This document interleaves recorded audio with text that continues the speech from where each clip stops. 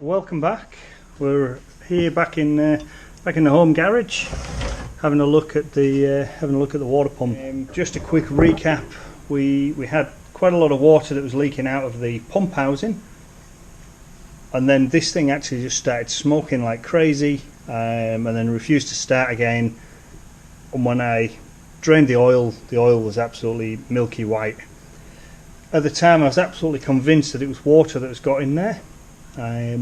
Now I'm a little bit dubious, just looking at the condition of everything and looking at the condition of new things. I'm thinking it might have been petrol. I may have left the fuel stopcock on and let fuel in there. I don't think so. I can't remember doing that, but yeah, I'm just a little bit dubious. Just looking at the way things go together, the way the water sits here in a pump housing. It goes through a seal, and then there's a straight shaft and then another seal before it gets into here. So I just can't see how the water would have got in there. But you never know. So what I did obviously is I stripped it all down. I ordered a new seal. So that seal is for the crankcase housing. New gasket for the crankcase housing, and also a new seal for within the pump itself. I tried to get hold of one of these, can't get them absolutely anywhere. They're a very strange thing. So I don't know what else I can do, but I can't just leave this thing sat here. I've tried all the suppliers. So this is the downside of buying stuff, I guess, from a specialized sort of dealer as opposed to a general Honda unit. So this is it's a genuine Honda motor, but it's been specifically designed for fire industry services, and therefore all of the fittings, the part numbers, etc., you can't get from a normal your normal sort of Honda dealer. I've been back to fire industry services, and they've issued these seals. They've issued these seals all free of cost, which is absolutely fantastic. But yeah, this just no one's got them. This pump is is it now 4 or 5 years old? This could have been sat on a shelf for a few years. They just don't do these anymore. The newer pumps don't have that arrangement. So I'm going to put this back together and put the old one back in and just see how we go. What I did have a little bit of a panic over is, I think I'm pretty sure in the last video this had come out, and I was concerned about the timing. So let me grab my torch. So hopefully you can see clearly on there is a small, looks like a small drill mark on that tooth. That aligns with on this gear. So on this gear, one of those teeth has got an absolutely minute mark. So let me just crank this around so I can get the two together, and then I'll show you what I mean. Right, so hopefully you can see the two marks now. So I'll try and get the light on this a little bit better. So the two marks, there's one, and that tiny little divot there is the second mark. Super important you get those two aligned so that tooth goes into the space on this tooth. Super important you get that together, otherwise your timing's going to be out and your engine will be firing at the wrong times. So what I'm going to do now is I'm going to start putting this back together again. I'll sort of bring you along as I go, but hopefully it's just a case of rebuild now with the new seals, and yeah, hopefully this thing will be fixed. Let's get it together. I think the first thing I'll do is I'll put this cover back on, just put the spark plug back in. I'll put the fuel bowl back in here, put some of these ancillary items on in this area so to get all of that built up, and then I'll make a start on this. And obviously before I put that new gasket on, I'll get I've actually got a 6-inch ruler that I use, which is very flat in the end, and I'll sort of scrape off any old gasket and then put the new gasket in place. So this cover that goes over those tappets, put a liquid gasket on there, as you can see. I've just done a temporary fit. Obviously there's liquid gasket all the way around here and a couple of areas here. It's not stuck everywhere. So I'm just going to give a little bit extra. This is just to stop oil coming out, but I'd rather not have any leaks. Put that in there, tighten up the 4 bolts. And that'll be that installed. That's a case of assembling this together, making sure that you have that. It's like a spacer washer, but it's also got a rubber seal on it. And make sure that goes in the same way as it came out. Making sure that everything works correctly. That's the choke.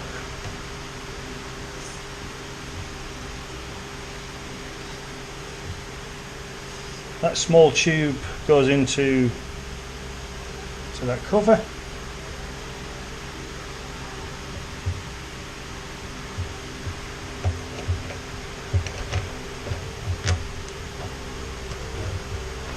think that's for any pressure or exhaust gases that get circulated through there. I don't know much more about it than that. Right, a couple of nuts to hold it in place.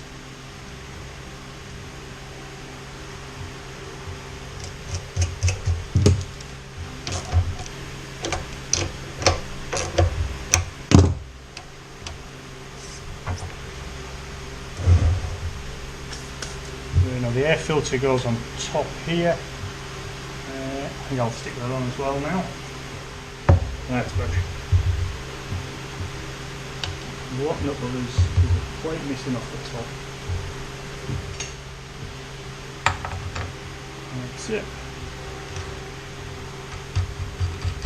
Saw that piece the other day and I thought that was from inside the pump housing.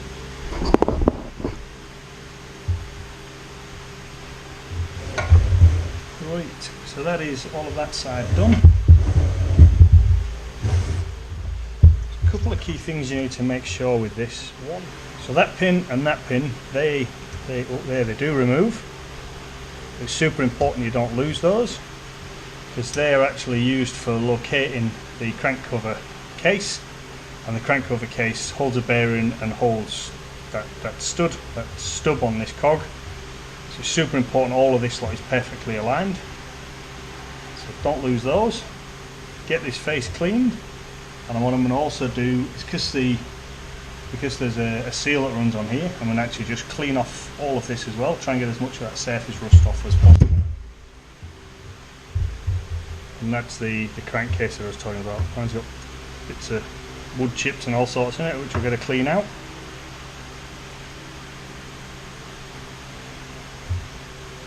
We'll take all the rest of this gasket off as well. Okay, it's time to give this a little bit of a clean. I'm just going to use some wire wool.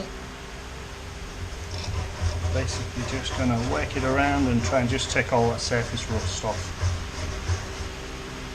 I think the wire wool is going to be better than trying to use some sandpaper on it, but we'll see how we go. It does feel quite pitted, so I may end up having to use some sandpaper.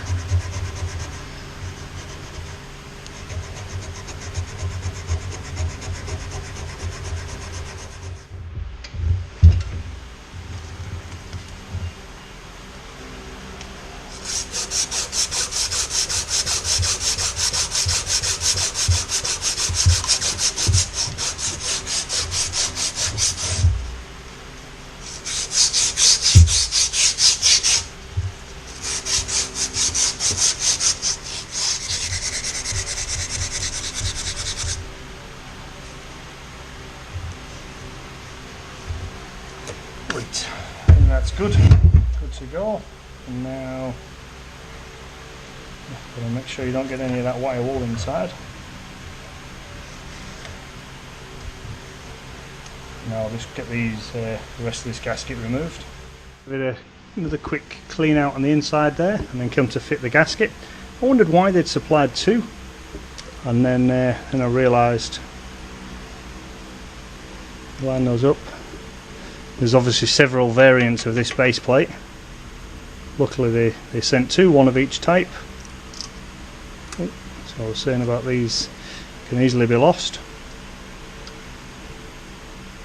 Right, so I've got the gasket there, so I will now get the cover plate bolted in place. So I've just fitted the new seal. So basically that is where this bearing sits. That is where this sits, this spigot. And this is just flush on this side, so basically you just push the bearing in. They come like this, with two sides to them. Goes in that way, and you just put it in and then just gently press it down. It's a nice tight squeeze into that hole.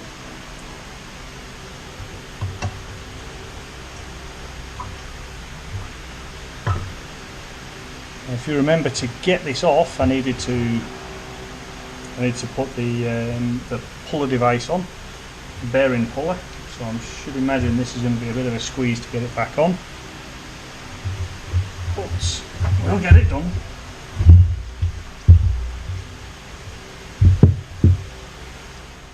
So I've found the best way to fit these is to get a large socket, put it over the shaft so that you're sitting on.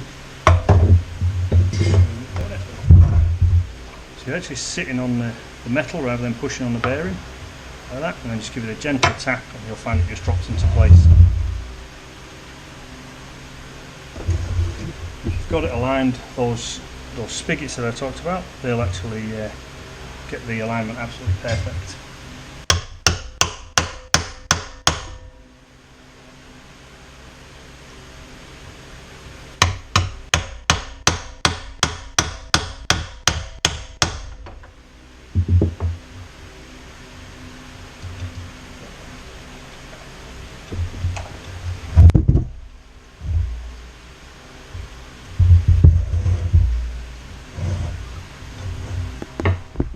Dropping a few of the bolts in and using those to just squeeze it together is going to help as well.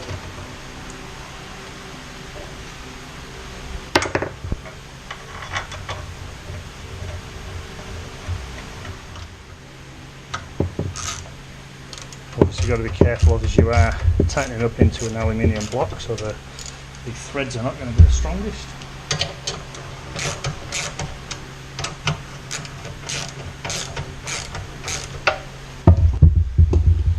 We've got a pretty even gap now, so I will just gently tighten all the way around. That's it.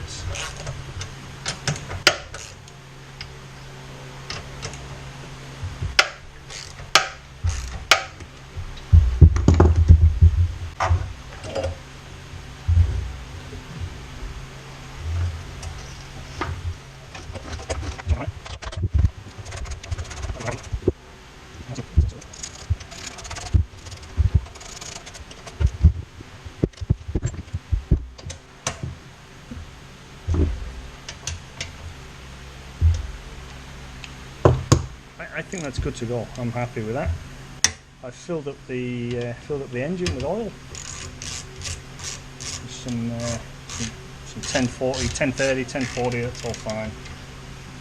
Just putting the exhaust on, and then I can get out into the garden and give this a test. You can obviously have the engine running independent of the pump.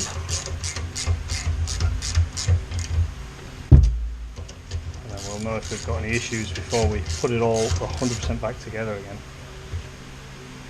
And by issues I mean I forgot to install something, or there's an oil leak somewhere.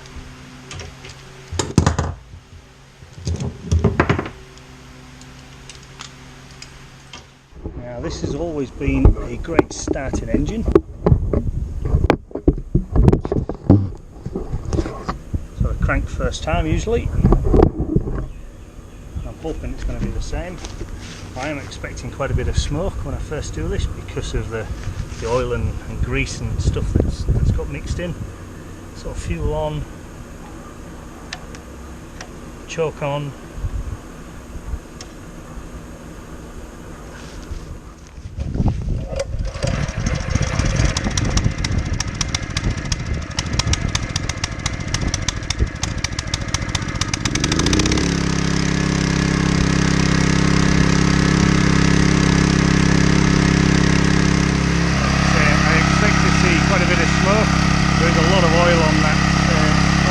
exhaust and a lot of oil in the exhaust.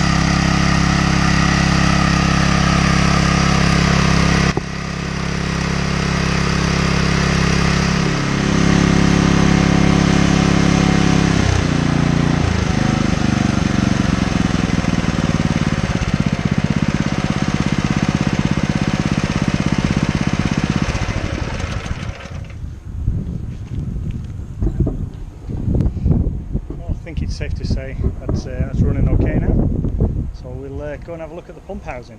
Now, to ensure we get a good seal when these two are inserted, I'll give that a clean on the inside with some wire wool, and also just putting a little bit of silicone just around the outside, not heaps, just a tiny bit, because I know all this is pretty worn, and this was the part that I couldn't get a hold of a new one, so I'm going to try and make it work.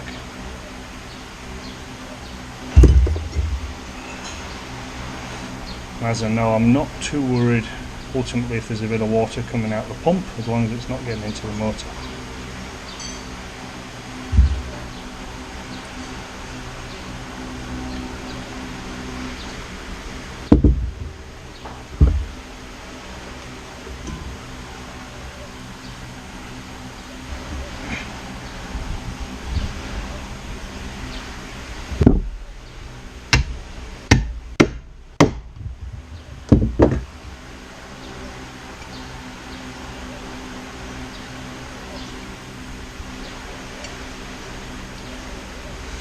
Right, so that is that sealed. I know that isn't a great seal on the shaft. It's just the way it is, unfortunately. That's the bit that's worn.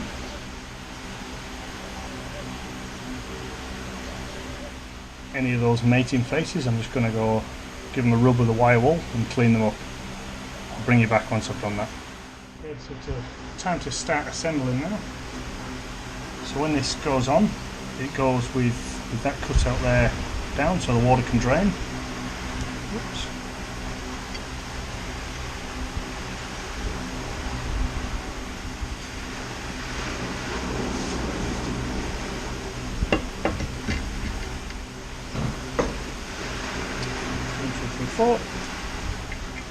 What I'll do before I put this back together, I'll give you a quick why now. I don't think it was water that had got into the oil.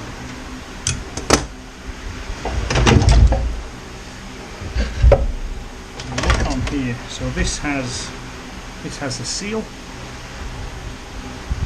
and then coming out of the back here, obviously there's multiple seals on the inside of here, but any water that leaks out through there will come out through this hole here. There'll be no pressure trying to force water in through that seal.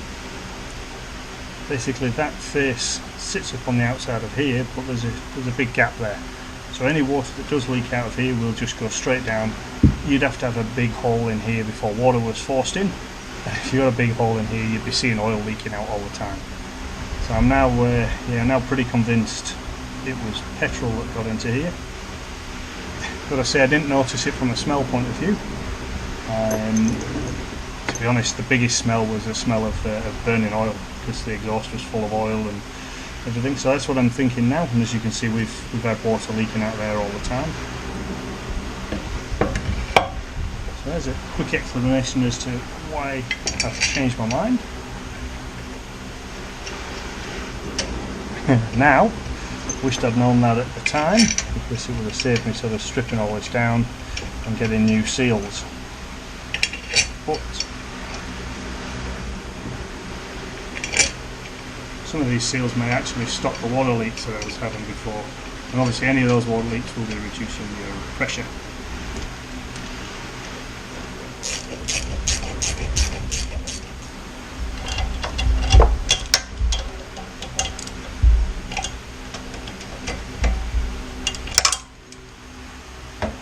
Okay, so with the seal installed and the 4 bolts in place, it's time to reassemble.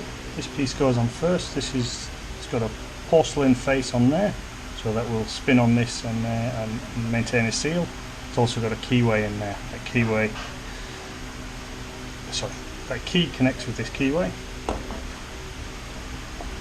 So you'll feel that's spring loaded. Over the top of that goes this piece.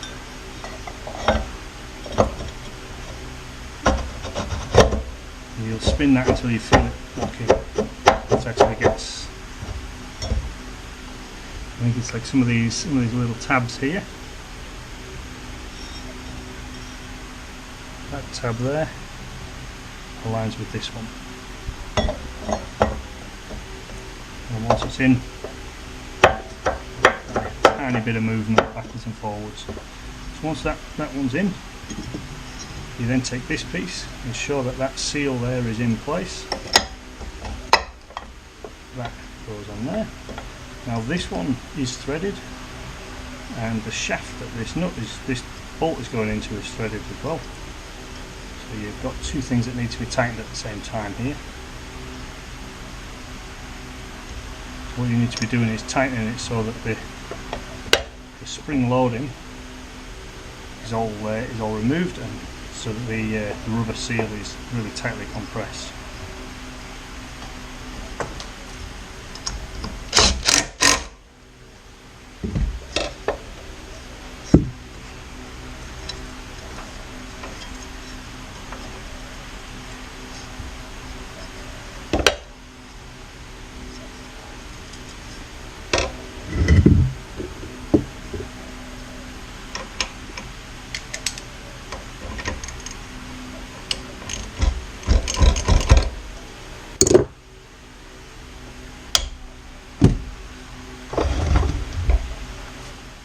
To ensure the nut on the other end is tightened up, just remove the pull start.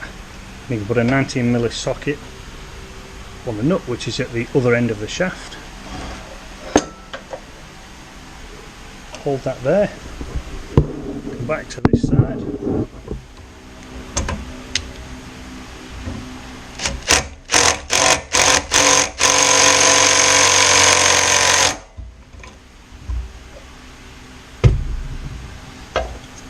That is all nice and tight. Then it's simply a case of reassemble the outer. This goes any which way you want. What is worth noting, when that motor is spinning, these inner vanes, the two of them, one here and one at the back, they spin all the time. These outer ones remain stationary. So it's pushing water around, it then goes in to the next one, which is behind here, which is spinning even faster. Right, goes on there.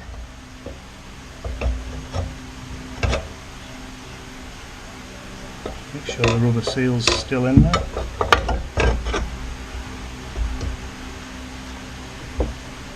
Then housing goes on. Okay, so that is the pump reassembled now. I've just put it back in its cage.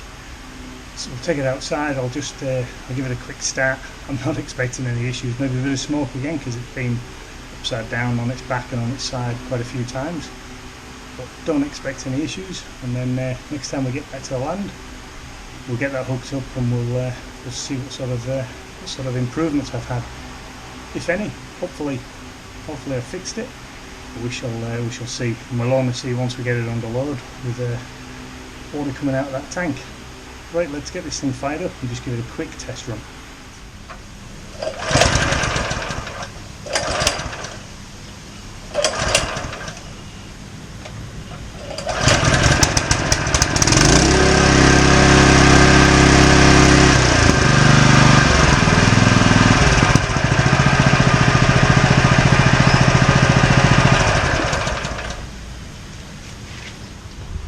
Okay, that's done. Now I just need to wait for the parts for the NS660 and I can get that fixed. Right, till next time, don't forget to tune in for more here on the Rural Project. So here we have the fire pump, which you've seen me doing some repairs on the other day, and guess what? You can mostly already see it. the problems back.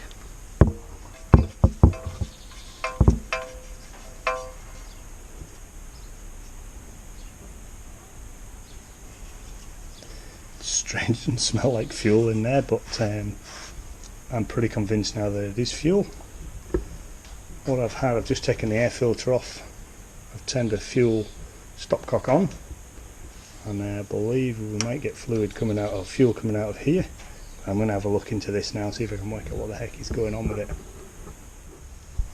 Right, so what I have done with the pump is I've emptied out the spoiled oil